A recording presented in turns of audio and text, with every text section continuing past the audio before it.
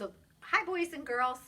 Today I'm going to read the book Elmer Takes Off because some of you did not get to take Elmer home for the second time, and this way at least you can hear his book.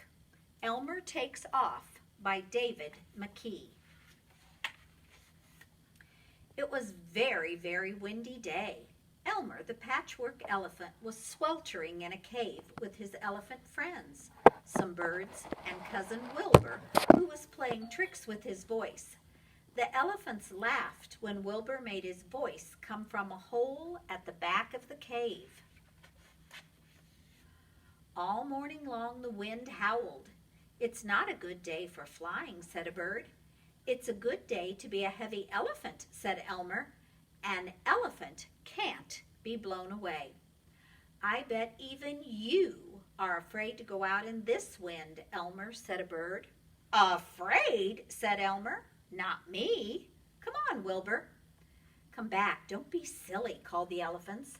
But Elmer and Wilbur had already gone out into the wind. When they were behind some trees and out of sight, Elmer led the way into another cave. "You're up to something, Elmer," said Wilbur. Elmer laughed. "Let's play a trick," he said. "Make your voice come from outside as if we were still walking away. Sound like me sometimes." "I get it," said Wilbur. He made his voice come from the distance. "It's hard to move in this wind," he said, sounding like Elmer. Then, sounding like himself, he said, Careful, Elmer. Hold on." The elephants heard the voices and began to worry. "Hold on to something, Elmer," Wilbur called. "Look out." "Help," came Elmer's voice. "Help, I'm flying." "Elmer, come back," came Wilbur's voice. "Oh, help, help." But can you see they're really not out in the wind? They're in the other cave.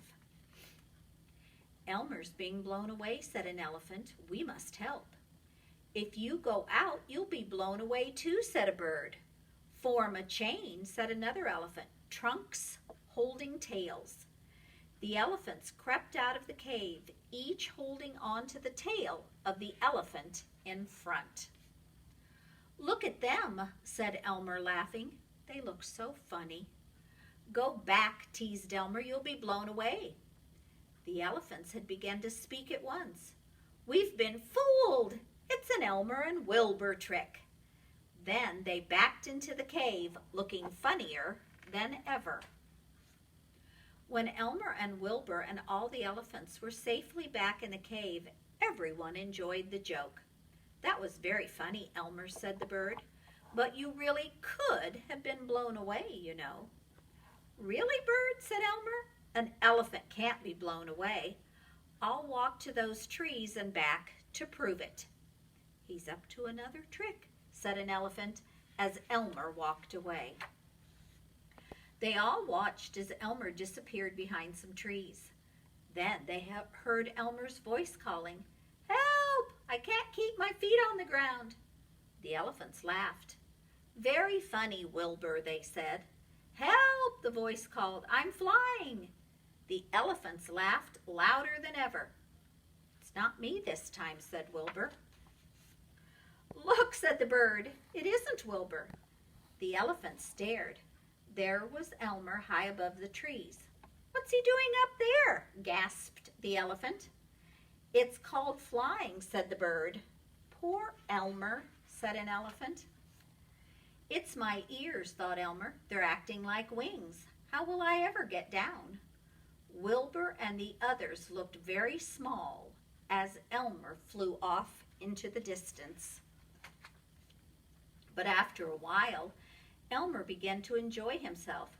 He looked down at all the other animals sheltering from the wind. They were all staring up at him, surprised to see an elephant flying by. It's Elmer," said a lion, "up to another one of his tricks." At last the wind died down and Elmer landed. "Oh dear," he thought, "it's going to be a long walk home. It serves me right for being so silly." And he set off to find home.